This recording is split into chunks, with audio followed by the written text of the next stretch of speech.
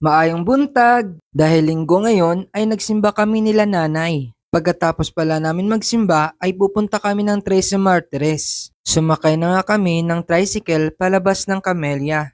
Bumili na rin pala kami ng tubig at pagkain. Pagkarating namin sa SM Molino ay sumakay na rin kami ng Orange Cab papuntang District Imus. Pagkarating namin sa District Imus ay sumakay na rin kami ng bus. Bus ang sinakyan namin para hindi mainitan si nanay. Ang init rin kasi ng panahon. Sa wakas nga ay nakarating na rin kami ng Tres Martires.